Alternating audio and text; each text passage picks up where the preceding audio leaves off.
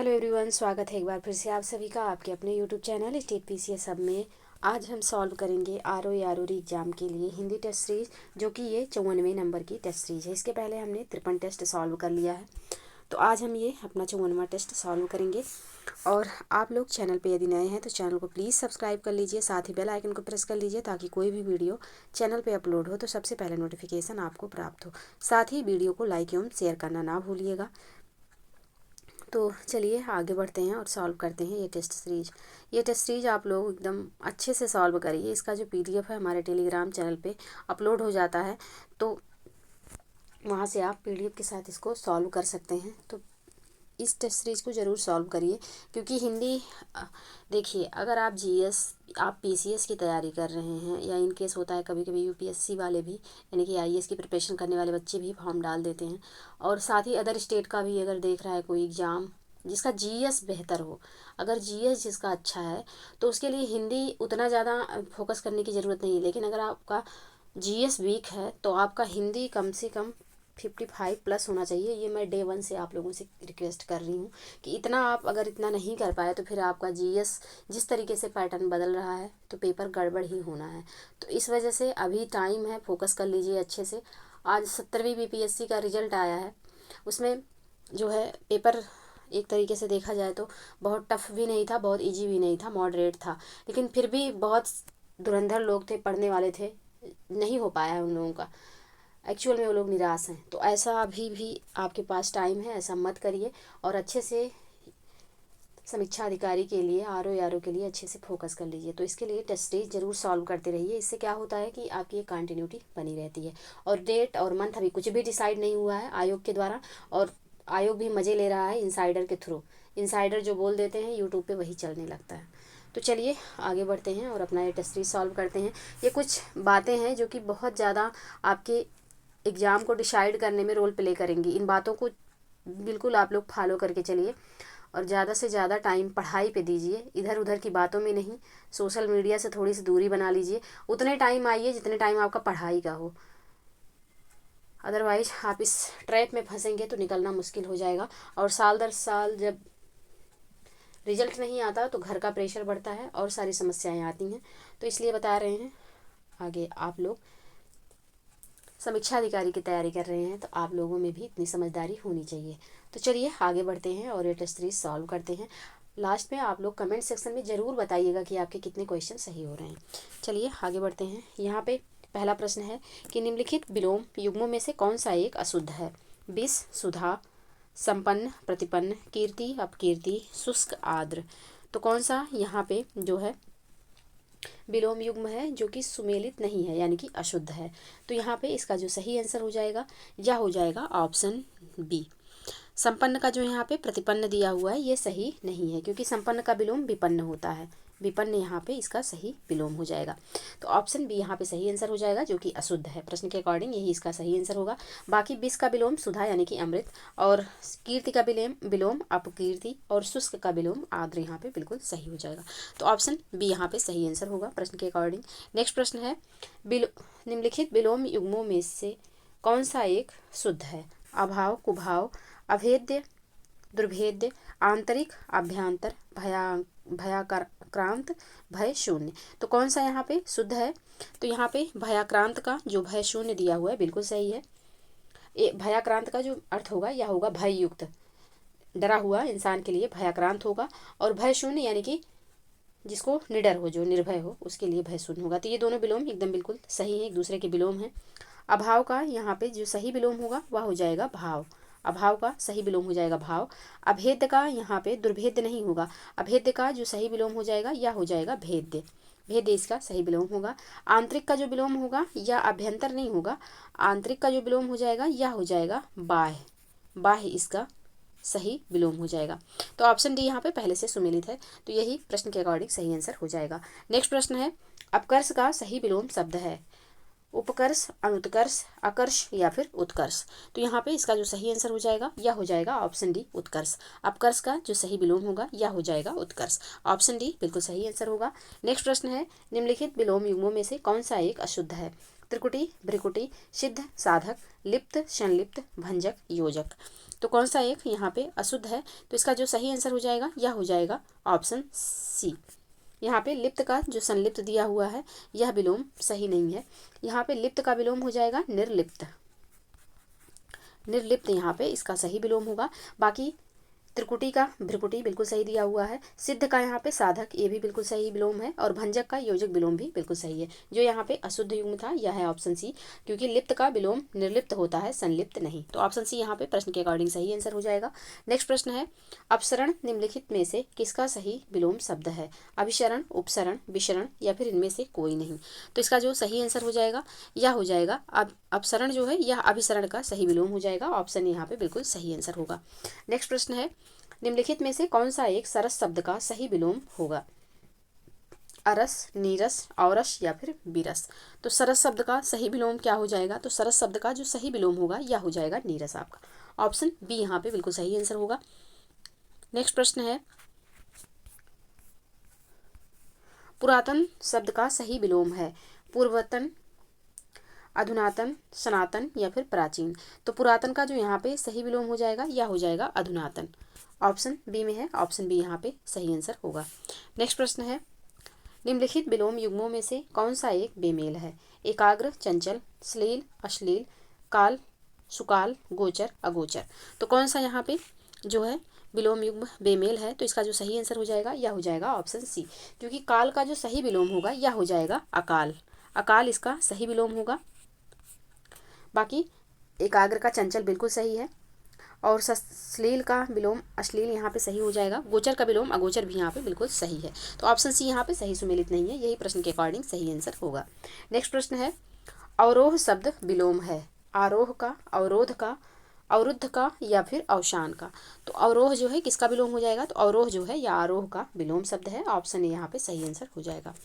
Next प्रश्न है, निम्नलिखित में से कौन सा एक विलोम युग्म अशुद्ध है? निम्नलिखित में से कौन सा एक विलोम युग्म अशुद्ध है? आनंद का निरानंद, श्री गणेश का इतिश्री, कीर्ति का अपकीर्ति, सित का सहित। तो यहाँ पे जो सित का सहित दिया हुआ है यह इसका जो है अशुद्ध युग्म है। सित का जो सही विलोम होता है यह होता है आशित। आशित इसका सही विलोम हो जाएगा। बाकी आनंद का निरानंद बिल्कुल सही है, श्री गणेश का इतिश्री बिल्कुल सही है, और कीर्ति का यहाँ पे अपकीर्ति विलोम बिल्कुल सही है। तो सित का जो सही विलोम होता है यह असित होता है, ना कि सहित। तो ऑप्शन डी यहाँ पे सही आंसर हो जाएगा प्रश्न के अकॉर्डिंग। नेक्स्ट प्रश्न है, निम्नलिखित में से कौन सा तद्भव शब्द है? काष्ठ, वानर, द्विगुण या फिर थंब। तो यहाँ पे जो इसका सही आंसर हो जाएगा तद्भव शब्द कौन सा है? तो थंब यहाँ पे तद्भव शब्द हो जाएगा। इसी का एक नाम खंभा भी होता है। तो इसका जो तत्सम होगा क्या हो जाएगा? तो इसका तत्सम हो जाएगा स्तंभ। स्तंभ इसका तत्सम हो जाएगा। तो यहाँ पे पूछा गया तद्भव शब्द कौन सा है? तो ऑप्शन डी यहाँ पे सही आंसर हो जाएगा। बाकी काष्ठ जो है यह तत्सम है, इसका जो तद्भव होगा यह हो जाएगा काठ। काठ हो जाएगा इसका तत्सम। वानर जो है यह तत्सम है, इसका जो तद्भव होगा यह हो जाएगा बंदर। बंदर इसका तद्भव हो जाएगा। काष्ठ का तद्भव हो जाएगा काठ, और वानर का तद्भव हो जाएगा बंदर। और द्विगुण का जो तद्भव होगा क्या हो जाएगा? तो यह हो जाएगा दूना। दूना हो जाएगा द्विगुण का तद्भव। तो यहाँ पे जो शब्द पहले से ही तद्भव है यह है ऑप्शन डी। ऑप्शन डी यहाँ पे सही आंसर होगा। नेक्स्ट प्रश्न है, निम्नलिखित शब्दों में से कौन सा एक तत्सम शब्द है? धनिका, निठुर, पिटारा या फिर डंक। तो यहाँ पे कौन सा शब्द जो है यह तत्सम शब्द है? तो इसका जो सही आंसर होगा यह हो जाएगा ऑप्शन ए। धनिका जो है यहाँ पे तत्सम शब्द है, इसका जो तद्भव होगा यह हो जाएगा धनिया। धनिया यहाँ पे इसका सही तद्भव हो जाएगा। बाकी निठुर जो है यह यहाँ पे तद्भव है, इसका जो तत्सम होगा यह हो जाएगा निष्ठुर।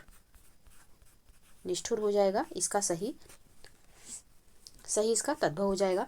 डंक जो है यह तद्भव है, इसका जो तत्सम होगा यह हो जाएगा दंश। दंश हो जाएगा इसका तत्सम। निठुर जो है यह तद्भव है, इसका जो तत्सम होगा यह हो जाएगा निष्ठुर। और डंक जो है यह भी तद्भव है, इसका जो तत्सम होगा यह हो जाएगा दंश। पिटारा भी तद्भव है, और इसका जो तत्सम होगा यह हो जाएगा पिटक। पिटक हो जाएगा इसका तत्सम। तो ऑप्शन ए यहाँ पे प्रश्न के अकॉर्डिंग सही आंसर हो जाएगा। नेक्स्ट प्रश्न है, तादृश किसका तत्सम रूप है? तादृश जो है किसका तत्सम रूप है? तो यह तैसा का तत्सम रूप होगा। ऑप्शन सी यहाँ पे सही आंसर हो जाएगा। और तीतर तीतर का जो तत्सम होगा यह हो जाएगा तित्तिर। और त्यों का तत्सम क्या होगा, तो त्यों का तत्सम हो जाएगा तदा योम। तदा योम जो है इसका सही क्या हो जाएगा, तो यह इसका सही तत्सम हो जाएगा। तरनी का तत्सम क्या हो जाएगा, तो तरणी हो जाएगा, तरनी का तत्सम। और तीतर का जो तत्सम होगा यह हो जाएगा तित्तिर। तो यहाँ पे तादृश किसका तत्सम रूप है, तो यह तैसा का तत्सम रूप है। ऑप्शन सी बिल्कुल सही आंसर होगा। नेक्स्ट प्रश्न है, निम्नलिखित तद्भव तत्सम युग्मों में से कौन सा एक असंगत है। कांटा, कंटक, खेती, क्षेत्रित, जहां, यदा, घरनी, गृहिणी। तो कौन सा यहाँ पे सही सुमेलित नहीं है, तो ऑप्शन सी में यहाँ पे जहाँ का जो यदा दिया हुआ है यह सही नहीं है। यदा जो है यह जब का सही तत्सम है, जब का ये सही तत्सम है। जहाँ का जो तत्सम होगा यह हो जाएगा आपका यत्र। यत्र जो है जहाँ का सही तत्सम है। तो यहाँ पे कौन सा युग्म सुमेलित नहीं है, तो ऑप्शन सी यहाँ पे सही सुमेलित नहीं है, बाकी सभी युग्म सही सुमेलित हैं। तो यही इसका यहाँ पे सही आंसर हो जाएगा प्रश्न के अकॉर्डिंग। नेक्स्ट प्रश्न है, धात्री शब्द निम्नलिखित में से किसका तत्सम है। माँ का, दाई का, जमाई का या फिर दास का। तो धात्री किसका यहाँ पे तत्सम शब्द है, तो इसका जो सही आंसर हो जाएगा यह हो जाएगा ऑप्शन बी, दाई का। ऑप्शन बी यहाँ पे सही आंसर होगा। धात्री जो है यह दाई का तत्सम रूप है। नेक्स्ट प्रश्न है, फड़न का सही तद्भव निम्नलिखित में से क्या होगा। फागुन, फेंकना, फादना या फिर फोड़ना। तो फड़न का जो सही तद्भव निम्नलिखित में से क्या होगा, तो फड़न का जो यहाँ पे तद्भव हो जाएगा यह हो जाएगा फादना। ऑप्शन सी में है, ऑप्शन सी यहाँ पे बिल्कुल सही आंसर होगा। नेक्स्ट प्रश्न है, निम्नलिखित तत्सम तद्भव युग्मों में से कौन सा एक असंगत है। प्रतृण, पतला, रश्वती, रसोई, वीणा, बीन, भल्लुक, भुआल। तो यहाँ पे भल्लुक का जो भुआल दिया हुआ है ये सही सुमेलित नहीं है। भल्लुक जो है तत्सम है और इसका जो तद्भव होता है यह होता है भालू। भालू इसका सही तद्भव होगा। तो ऑप्शन डी यहाँ पे सही सुमेलित नहीं है, प्रश्न के अकॉर्डिंग यही इसका सही आंसर होगा। नेक्स्ट प्रश्न है, निम्नलिखित में से कौन सा तत्सम शब्द है। बालू, शीशम, दौहित्र, नीम। तो यहाँ पे तत्सम शब्द कौन सा है, तो ऑप्शन सी में यहाँ पे जो दौहित्र दिया हुआ है यह यहाँ पे तत्सम शब्द है। बाकी बालू जो है यह तद्भव है, इसका जो तत्सम होगा बालुका हो जाएगा। शीशम जो है यह भी तद्भव है, इसका जो तत्सम होगा यह हो जाएगा सिसपा, सिंसपा हो जाएगा, सिंसपा इस तरीके से लिखा जाएगा। और नेम जो है यह भी तद्भव है, इसका जो तत्सम होगा यह हो जाएगा नियम, नियम हो जाएगा इसका तत्सम। दौहित्र जो है यह तत्सम है, इसका जो तद्भव होगा यह हो जाएगा दोहता, दोहता। तो ऑप्शन सी यहाँ पे प्रश्न के अकॉर्डिंग सही आंसर हो जाएगा। नेक्स्ट प्रश्न है, निम्नलिखित में से कौन सा एक तद्भव शब्द है।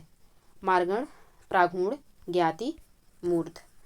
तो यहाँ पे कौन सा शब्द ऐसा है जो कि तद्भव है, तो यहाँ पे मूर्ध जो दिया हुआ है यह तद्भव है, इसका जो तत्सम होता है यह होता है मूर्धन। मूर्धन इसका सही तत्सम होता है, मूर्ध जो है यह तद्भव है। तो ऑप्शन डी यहाँ पे सही आंसर हो जाएगा। बाकी मार्गण का जो सही तद्भव होगा यह हो जाएगा मागना, और प्रागुण का जो सही तद्भव होगा यह हो जाएगा पाहुना, पाहुना हो जाएगा इसका सही तद्भव। और ज्ञाति का जो सही तद्भव हो जाएगा यह हो जाएगा नाता। तो यहाँ पे जो शब्द पहले से तद्भव है यह है मूर्ध। ऑप्शन डी यहाँ पे सही आंसर हो जाएगा। इसका तत्सम क्या होता है, तो इसका तत्सम होता है मूर्धन। ऑप्शन डी यहाँ पे सही आंसर हो जाएगा। नेक्स्ट प्रश्न है, क्षार निम्नलिखित में से किसका तत्सम है। क्षार जो है निम्नलिखित में से किसका तत्सम है, तो क्षार जो है यह जो सही तत्सम हो जाएगा यह हो जाएगा खार का। ऑप्शन बी है यहाँ पे इसका सही आंसर। तो ऑप्शन बी यहाँ पे सही आंसर हो जाएगा। नेक्स्ट प्रश्न है, खनक निम्नलिखित में से किसका पर्यायवाची शब्द है। चोर का, लौकी का, आभूषण का या फिर मित्र का। तो खनक जो है यह चोर का पर्यायवाची है। ऑप्शन ए यहाँ पे सही आंसर हो जाएगा। चोर के अन्य पर्यायवाची कुंभिल, दस्यु, रजनीचर और ये भी होते हैं। तो ऑप्शन ए यहाँ पे सही आंसर हो जाएगा। खनक किसका पर्यायवाची है, तो चोर का पर्यायवाची है। ऑप्शन ए बिल्कुल सही आंसर। नेक्स्ट प्रश्न है, निम्नलिखित पर्यायवाची युग्मों में से कौन सा एक बेमेल है। राजा, अधीश्वर, शाश्वत, अहर्निश, मोती, सुक्तिज, ब्रह्मा, वाचस्पति। तो यहाँ पे कौन सा एक युग्म है जो कि बेमेल है, तो इसका जो सही आंसर हो जाएगा यह हो जाएगा ऑप्शन डी। यहाँ पे वाचस्पति जो है यह बृहस्पति का पर्यायवाची है, ना कि ब्रह्मा का। तो ऑप्शन डी यहाँ पे सही सुमेलित नहीं है, यही इसका आंसर हो जाएगा। बाकी राजा का, अधीश्वर बिल्कुल सही सुमेलित है। पर्यायवाची के दृष्टिकोण से, और शाश्वत का अहर्निश भी यहाँ पे सही है, और मोती का विलोम सुक्तिज भी यहाँ पे बिल्कुल सही है। तो जो यहाँ पे बेमेल है यह है ब्रह्मा का जो यहाँ पे वाचस्पति दिया हुआ है, क्योंकि वाचस्पति किसका पर्यायवाची है, तो ये बृहस्पति का पर्यायवाची है। ऑप्शन डी बिल्कुल सही आंसर हो जाएगा। नेक्स्ट प्रश्न है, निम्नलिखित में से कौन सा एक कल्पवृक्ष का पर्यायवाची शब्द नहीं है। हरिचंदन, मंदार, सुरतरु, नौपल्लो, कौन यहाँ पे कल्पवृक्ष का पर्यायवाची शब्द नहीं है, तो इसका जो सही आंसर हो जाएगा यह हो जाएगा नौपल्लो। नौपल्लो जो है यह कली का पर्यायवाची होता है, यह कल्पवृक्ष का पर्यायवाची नहीं है। बाकी हरिचंदन, मंदार और सुरतरु ये तीनों कल्पवृक्ष के पर्यायवाची हैं। तो ऑप्शन डी बिल्कुल सही आंसर हो जाएगा। नेक्स्ट प्रश्न है, निम्नलिखित में से कौन सा मेढक का पर्यायवाची शब्द है। मेढक का सालूक, बुद्ध, तामचुर, मदन, कौन सा यहाँ पे मेढक का पर्यायवाची है, तो इसका जो सही आंसर हो जाएगा यह हो जाएगा ऑप्शन ए। यहाँ पे सालूक जो है यह मेढक का पर्यायवाची, ऑप्शन ए यहाँ पे सही आंसर हो जाएगा। मेढक के अन्य पर्यायवाची दादुर, भेक, चातक और मंडूक भी होते हैं। तो ऑप्शन ए यहाँ पे सही आंसर हो जाएगा, मेढक का पर्यायवाची शब्द सालूक है। नेक्स्ट प्रश्न है, निम्नलिखित में से कौन सा एक सूर्य का पर्यायवाची शब्द नहीं है। अर्क, मार्तंड, कमलबंधु, नगपति, तो यहाँ पे कौन सा सूर्य का पर्यायवाची नहीं है, तो ऑप्शन डी में जो यहाँ पे नगपति दिया हुआ है सूर्य का पर्यायवाची ना होकर के यह नगपति जो है यह हिमालय का पर्यायवाची है। बाकी अर्क, मार्तंड और कमलबंधु तीनों किसके पर्यायवाची हैं, तो सूर्य के पर्यायवाची हैं। तो प्रश्न के अकॉर्डिंग ऑप्शन डी यहाँ पे सही आंसर हो जाएगा। नेक्स्ट प्रश्न है, निधात्री निम्नलिखित में से किस एक के पर्यायवाची हेतु प्रयुक्त होता है। सरस्वती के, लक्ष्मी के, सोना के या फिर सीता के। तो निधात्री जो है किसका पर्यायवाची है, तो निधात्री जो है यह सरस्वती का पर्यायवाची हो जाएगा, ऑप्शन ए यहाँ पे सही आंसर होगा। नेक्स्ट प्रश्न है, लतामणि, रक्तांग, रक्तमणि इत्यादि पर्यायवाची शब्द है। मोती के, मूंगा के, वृक्ष के या फिर अस्थावर के। तो यहाँ पे ये शब्द जो है किसके पर्यायवाची हैं, तो ये जो शब्द दिए हुए हैं ये पर्यायवाची हैं मूंगा के, यानी कि लतामणि, रक्तांग और रक्तमणि ये तीनों मूंगा के पर्यायवाची हैं। ऑप्शन बी यहाँ पे सही आंसर हो जाएगा।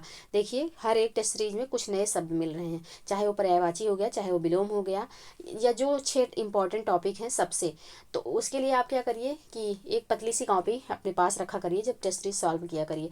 तो इसमें जो शब्द आपको नए मिले उसको नोट डाउन करते चलिए। ऐसे धीरे धीरे आपके पास एक कलेक्शन हो जाएगा एग्जाम के टाइम पे, कि कोई अलग भी शब्द पूछा जाएगा तो उसका भी आपको आंसर पता रहेगा। तो ऑप्शन बी यहाँ पे सही आंसर हो जाएगा।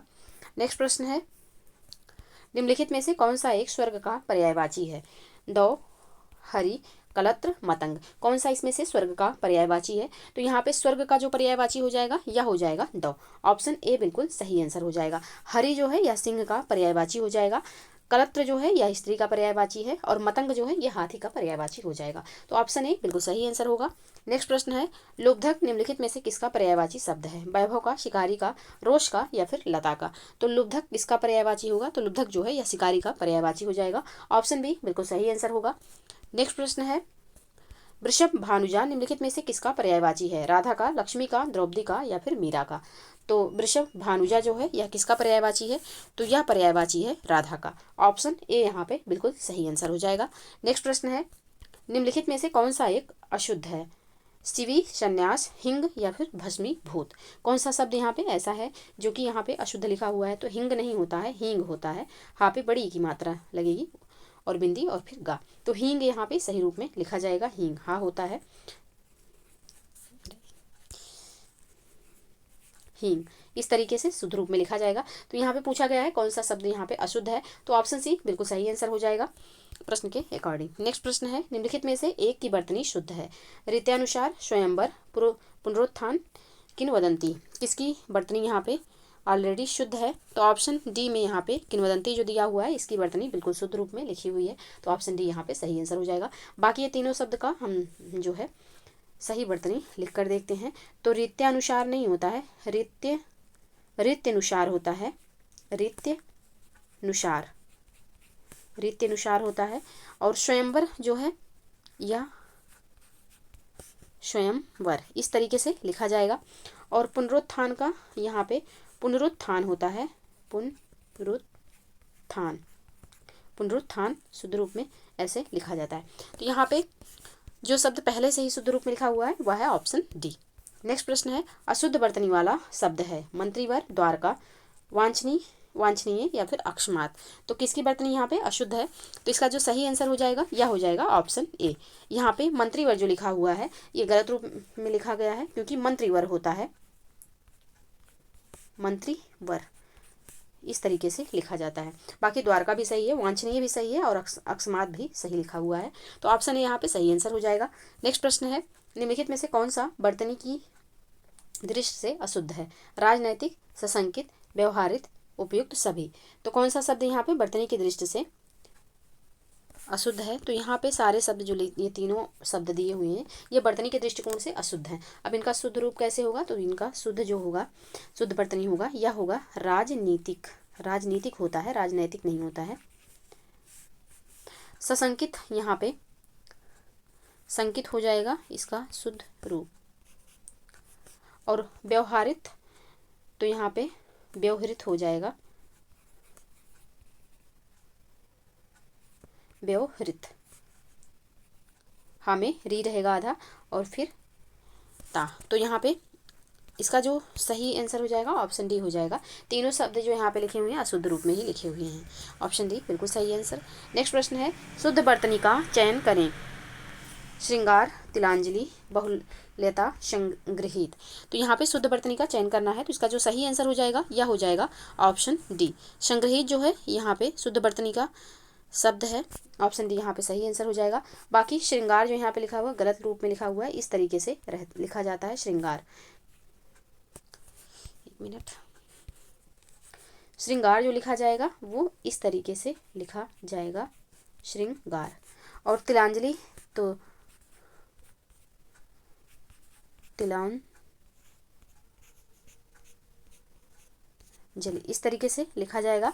और बाहुल्य होता है, बहुलता नहीं होता है, बाहुल्य, ये यहाँ पे इसका शुद्ध रूप होगा। तो जो शब्द यहाँ पे पहले से ही शुद्ध रूप में लिखा हुआ है यह है ऑप्शन डी, और ऑप्शन डी यहाँ पे सही आंसर हो जाएगा। नेक्स्ट प्रश्न है, निम्नलिखित वाक्यों में से कौन सा एक अशुद्ध है?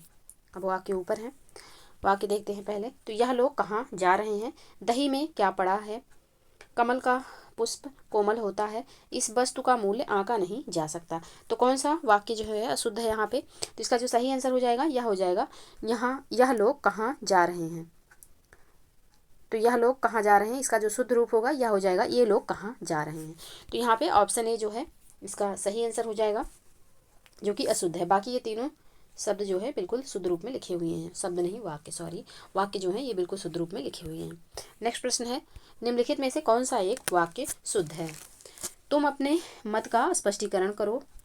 तुम्हें स्मरण दिलाना चाहिए, वह मुझे सभीत है।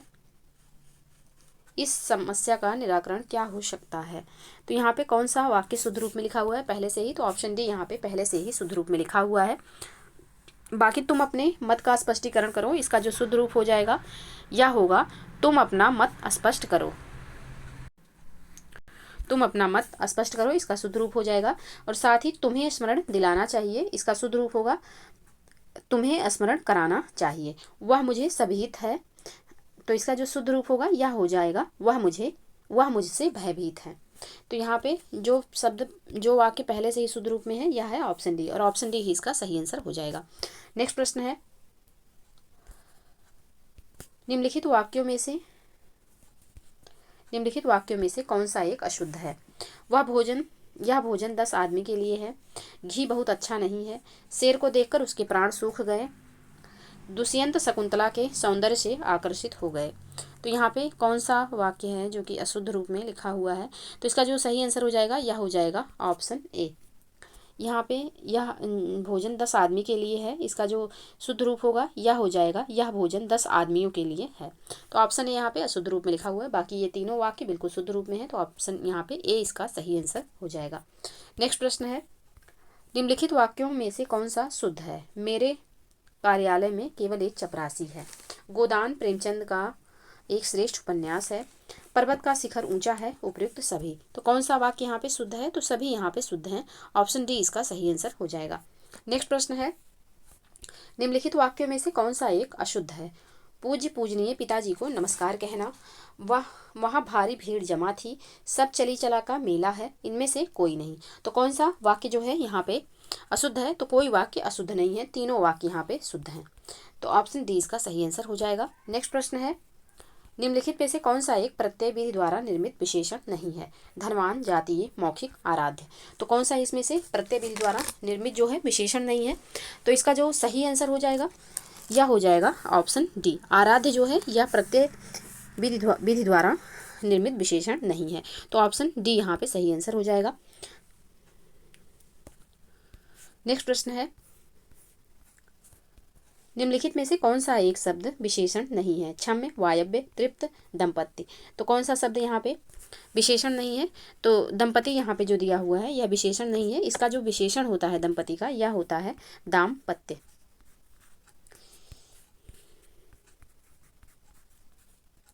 दाम्पत्य इसका सही विशेषण होता है। तो ऑप्शन डी दंपति जो यहाँ पे दिया हुआ है यह विशेष है, यही इसका सही आंसर हो जाएगा। नेक्स्ट प्रश्न है, फल का सही विशेषण शब्द होगा? फलद, फलप्रद, ए और बी दोनों, इनमें से कोई नहीं। तो यहाँ पे फल का जो सही विशेषण हो जाएगा यह फलद और फलप्रद दोनों हो जाएगा। तो ऑप्शन सी यहाँ पे बिल्कुल सही आंसर होगा। नेक्स्ट प्रश्न है, निम्नलिखित विकल्पों में से किसमें जो है प्रविशेषण का प्रयोग हुआ है? तो राधा अति सुंदर लड़की है, मुकेश अत्यधिक तेज छात्र है, क्षत्रिय बड़े साहसी होते हैं, उपयुक्त सभी में। तो प्रविशेषण क्या होता है? तो जो विशेषण की भी विशेषता बताए उसे क्या कहते हैं? तो उसे प्रविशेषण कहते हैं।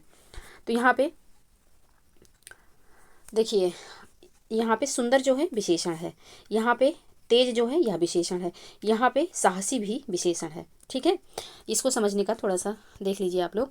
तो यहाँ पे सुंदर, यहाँ पे तेज और यहाँ पे साहसी, ये विशेषण हो गए। अब प्रविशेषण क्या कह रहा है कि जो विशेषण की भी विशेषता होता है उसे क्या कहते हैं? उसे प्रविशेषण कहते हैं। तो देखिए, सुंदर विशेषण है, इसके पहले लग गया अति, तो अति जो है यह सुंदर की भी विशेषता बता रहा है। तो ये क्या हो जाएगा? तो ये अति जो है यह प्रविशेषण हो जाएगा। इसमें अत्यधिक जो है ये तेज की जो है विशेषता बता रहा है। तो कितना तेज? तो अत्यधिक तेज। तो यहाँ पे अत्यधिक जो है तेज की विशेषता बता रहा है, इसलिए अत्यधिक यहाँ पे प्रविशेषण हो जाएगा। साथ ही बड़े, क्षत्रिय बड़े साहसी, यानी कि साहसी हैं तो बहुत बड़े साहसी हैं, ज़्यादा साहसी हैं।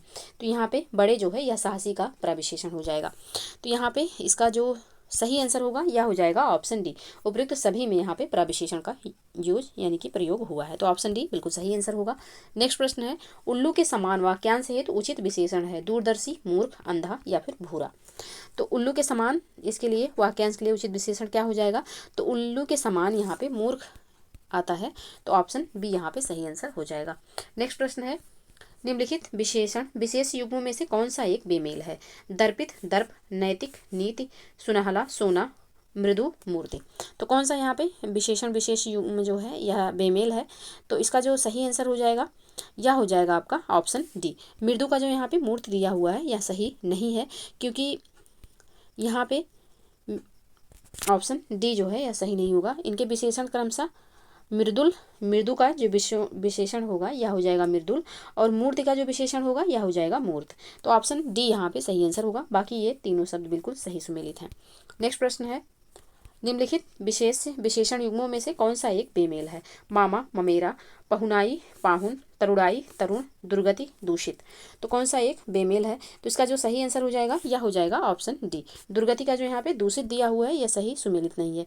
दुर्गति का विशेषण दुर्गत होता है और दूषण का विशेषण जो होता है यह दूषित होता है। तो ऑप्शन डी यहाँ पे सही आंसर हो जाएगा। बाकी ये तीनों शब्द जो हैं बिल्कुल सही सुमेलित हैं। नेक्स्ट प्रश्न है, निम्नलिखित विकल्पों में से कौन सा एक विधेय विशेषण को परिभाषित करता है? तो यहाँ पे जो लिखा हुआ है कि विशेष के बाद यौन क्रिया के पहले आने वाले विशेषण को क्या कहते हैं? तो विधेय विशेषण कहते हैं। ऑप्शन ए यहाँ पे सही आंसर हो जाएगा। विधेय विशेषण जैसे कि मेरी गाय सीधी है, तो यहाँ पे विधेय विशेषण किसे कहते हैं? विशेष के बाद यौन क्रिया के पहले आने वाले विशेषण को क्या कहते हैं? तो विधेय विशेषण कहेंगे। तो ऑप्शन ए यहाँ पे सही आंसर हो जाएगा। नेक्स्ट प्रश्न है, निम्नलिखित शब्दों में से कौन सा एक विशेषण नहीं है? पंगुता, दब्बू, शहीद या फिर यात्री। तो कौन सा इसमें से विशेषण नहीं है? तो इसका जो सही आंसर हो जाएगा यह हो जाएगा ऑप्शन ए, पंगुता जो है यह विशेष है, इसका जो विशेषण होगा यह हो जाएगा पंगु। तो ऑप्शन ए यहाँ पे सही आंसर होगा। नेक्स्ट प्रश्न है, सभा शब्द का सही विशेषण होगा? सभ्य, विदत, सभा या फिर सामरिक। तो सभा शब्द का सही विशेषण क्या होगा? तो सभा शब्द का जो यहाँ पे सही विशेषण हो जाएगा यह हो जाएगा सभ्य। तो ऑप्शन ए इसका सही आंसर होगा। नेक्स्ट प्रश्न है, जो शुद्ध किया जा चुका हो वाक्यांश हेतु उचित शब्द है? अशुद्ध, परिष्कृत, परिमार्जित, प्रतिभू। तो यहाँ पे जो शुद्ध किया जा चुका हो उसके लिए जो एक शब्द होगा यह हो जाएगा परिमार्जित। ऑप्शन सी में है, ऑप्शन सी यहाँ पे सही आंसर होगा। नेक्स्ट प्रश्न है, निम्नलिखित विकल्पों में से कौन सा एक शुद्ध है? वाक्यांश है, दूसरी तरफ उचित शब्द दिया हुआ है। धन देने वाली, धनदा। ऐसा बोझ जिसे ढूंढना कठिन हो, दुर्वा।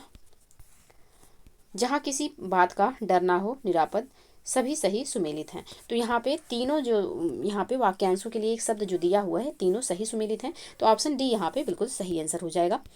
नेक्स्ट प्रश्न है, नीले रंग का कमल हेतु उचित शब्द है। तो नीले रंग का कमल के लिए उचित शब्द हो जाएगा इंद्रिवर। ऑप्शन ए यहाँ पे सही आंसर हो जाएगा। बाकी पुंडरीक जो है या सफेद रंग के कमल के लिए प्रयोग होने वाला शब्द है।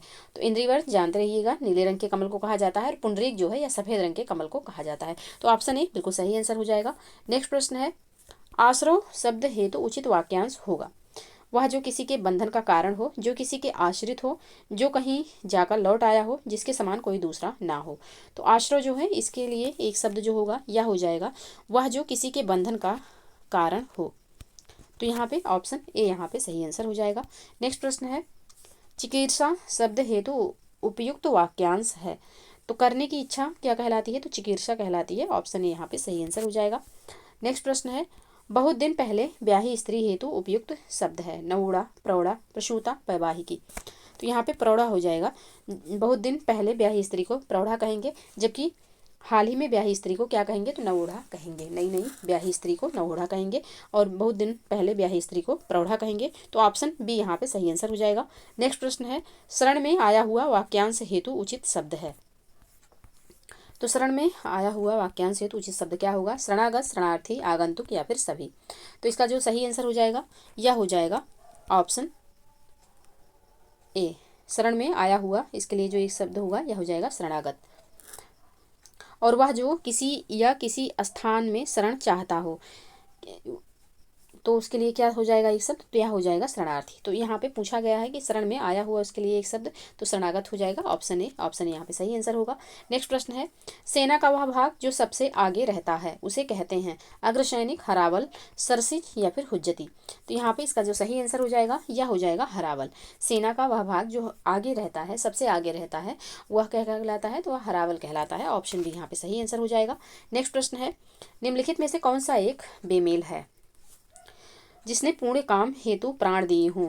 हुतात्मा, मांस से युक्त, सामिस, कानून द्वारा प्राप्त, विधि प्रदत्त, हमेशा घूमते रहने वाला, प्रवासी। तो यहाँ पे कौन सा जो है ऐसा है जो कि बेमेल है? तो हमेशा घूमते रहने वाले को क्या कहते हैं?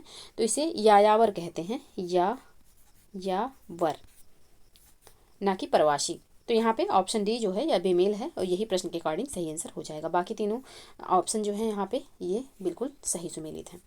नेक्स्ट प्रश्न है, दूसरों के हित की इच्छा हेतु उपयुक्त शब्द है। हितैषणा, हितैषी, मितव्ययी या फिर व्यवहार कुशल। तो यहाँ पे दूसरों के हित की इच्छा हेतु जो उपयुक्त शब्द हो जाएगा यह हो जाएगा हितैषणा। ऑप्शन ए में है, ऑप्शन ए यहाँ पे सही आंसर हो जाएगा। तो ये रहे 60 प्रश्न जिनको हमने सॉल्व किया। आई होप कि आप लोगों को वीडियो पसंद आए होगी। वीडियो पसंद आए तो प्लीज़ लाइक एवं शेयर जरूर कर दीजिएगा। चैनल पे यदि नए हैं तो चैनल को प्लीज़ सब्सक्राइब कर लीजिए। साथ ही बेल आइकन को प्रेस कर लीजिए ताकि कोई भी वीडियो चैनल पे अपलोड हो तो सबसे पहले नोटिफिकेशन आपको प्राप्त हो। साथ ही ये बताना मत भूलिएगा कि आपके कितने क्वेश्चन सही हो रहे हैं। तो चलिए आज के लिए बस इतना ही, मिलते हैं नेक्स्ट वीडियो में। तब तक के लिए पढ़ते रहिए, स्वस्थ रहिए। जय हिंद, जय भारत।